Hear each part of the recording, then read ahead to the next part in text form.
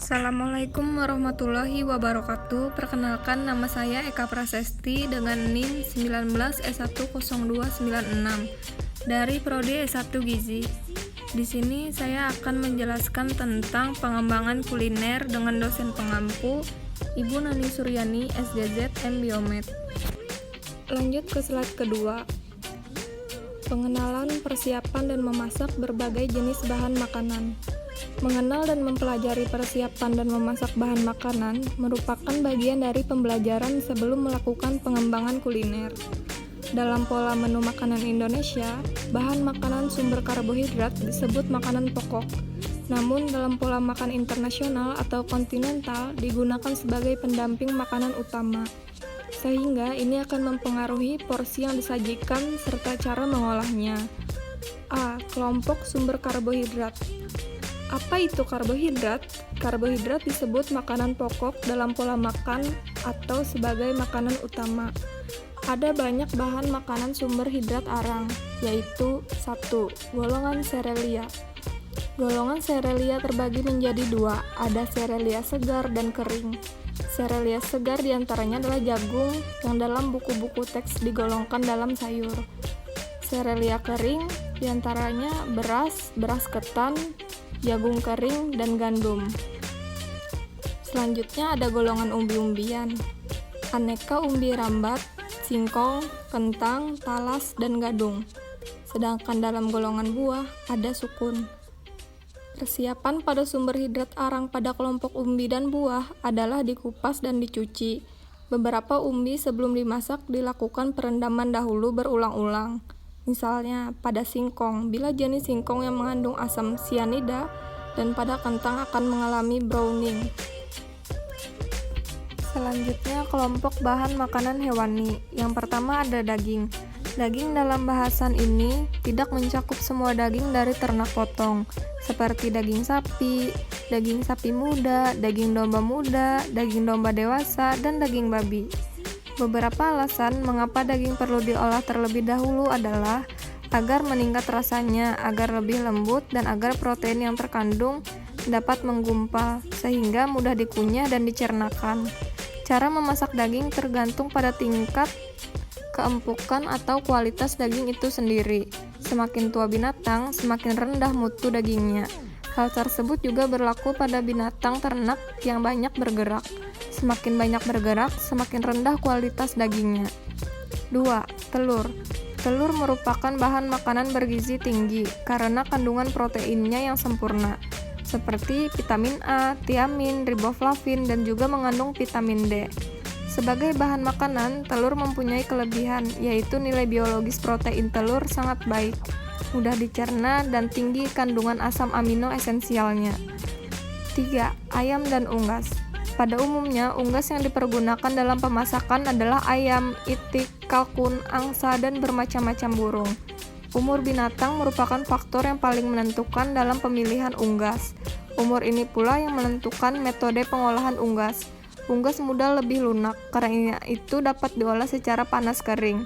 Sedangkan unggas yang tua memerlukan pengolahan pelan dan panjang. Karena itu cocok digunakan pengolahan secara panas basah. 4. Ikan. Ikan merupakan sumber protein hewani yang baik, karena protein ikan mudah untuk dicerna dibandingkan dengan daging. Namun, ikan mudah sekali busuk dibandingkan dengan daging dan ayam. Ikan mempunyai senyawa bioaktif yang sangat baik untuk kesehatan, yaitu protein dengan asam amino dengan daya cerna yang tinggi, dan mudah diserap lemak dan omega 3 di samping vitamin dan mineral, terutama pada ikan air laut, sehingga dari kandungan inilah maka ikan sangat baik untuk pertumbuhan, utamanya sel otak. Jenis ikan dibagi menjadi 2, yaitu ikan air laut dan ikan air tawar. 5. Seafood. Seafood adalah makanan yang berasal dari laut, termasuk di dalamnya ikan. Namun yang kita bahas di sub bahasan ini adalah selain ikan, seperti cumi-cumi, udang, kerang, rajungan, dan kepiting. 6. Protein nabati. Sumber bahan makanan nabati atau protein nabati berasal dari kacang-kacangan dan hasil olahannya, seperti tempe, tahu, oncom, kacang-kacangan kering, dan produk lain yaitu susu, tauco, dan kecap.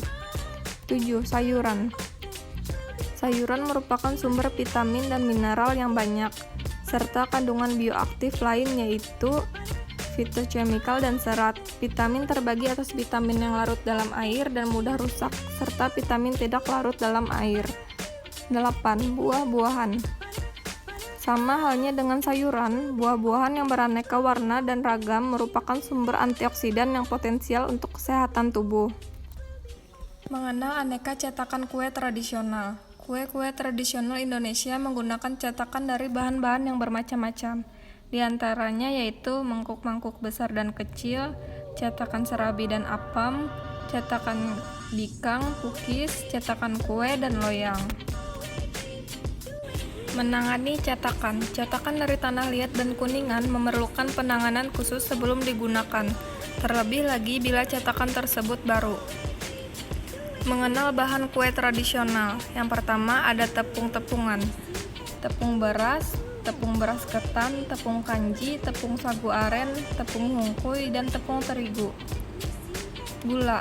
Gula terbagi menjadi dua, ada gula merah dan gula aren. Sedangkan santan ada santan kental, santan encer, santan instan, santan sendiri yang tidak diparut. Pewarna dan pemberi aroma serta pembentuk adonan. Yang pertama, pewarna dan pemberi aroma. Pewarna alami biasanya menggunakan daun pandan. Air pandan biasanya digunakan sebagai perasa atau aroma. Pewarna sintetis umumnya dalam kemasan botol bentuk cair, bentuk bubuk, air kapur sirih, dan abu merang. Membuat kue dengan ragi. Ragi dapat dikategorikan tumbuhan kapang atau jamur. Prinsipnya, ragi menghasilkan gas karbon dioksida dari hasil peruraian karbohidrat dalam adonan. Ragi gis biasanya digunakan untuk membuat kue, akan tetapi ragi ini tidak boleh langsung dicampur pada adonan. Ragi instan biasanya digunakan untuk membuat tapai. Kiat membuat kue tradisional Indonesia yang menggunakan ragi. Yang pertama, menguleni. Adonan kue beragi tidak sama dengan roti, lebih cair sehingga adonan harus diuleni sambil ditepuk-tepuk dengan tangan sampai adonan terasa lembut. Yang kedua, mengembangkan atau fermentasi. Setelah diuleni, adonan harus didiamkan agar mengembang. Selama menjalani proses fermentasi, tutup adonan dengan serbet atau plastik. Simpan di ruangan yang hangat agar adonan lebih cepat mengembang. 3. Membantu mempercepat pengembangan adonan. Yang pertama, bisa dengan menggunakan air hangat. Yang kedua, merangsang berkembangnya kapang. Yang ketiga, pakai air kelapa sebagai pengganti air, karena air kelapa bersifat basa atau alkalis sebagaimana soda. Kemudian air kelapa yang digunakan tidak boleh berumur lebih dari 2 hari. Bila menggunakan air biasa, tambahkan 1,5 sendok teh soda kue atau baking powder. Kemudian memasak adonan. Memasak adonan, yang pertama, adonan kue yang beragi membutuhkan panas yang cukup tinggi agar adonan dapat mengembang dengan baik. Yang kedua, cara memasaknya dikukus atau dipanggang. Yang ketiga, untuk memperoleh hasil yang baik, cetakan harus dipanaskan terlebih dahulu. Tanda cetakan telah panas bila adonan dituangkan ke dalam cetakan akan cepat mekar jika dikukus, dan bunyi mendesis bila dipanggang.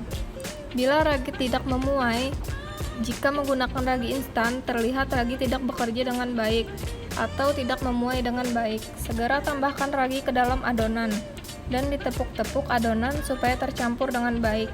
Dengan perpanjang masa fermentasi agar Oke, selanjutnya di sini kita akan melihat berbagai macam gambar potongan daging, macam-macam masakan telur, gambar potongan ayam, gambar potongan ikan, gambar cara membersihkan seafood, berbagai macam olahan protein nabati, gambar potongan sayur, dan gambar cara memotong buah.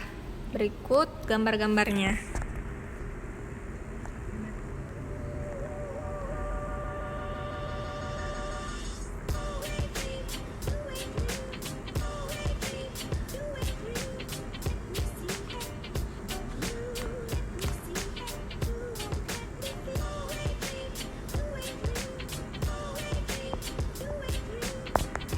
Nah, Mungkin itu saja yang dapat saya sampaikan.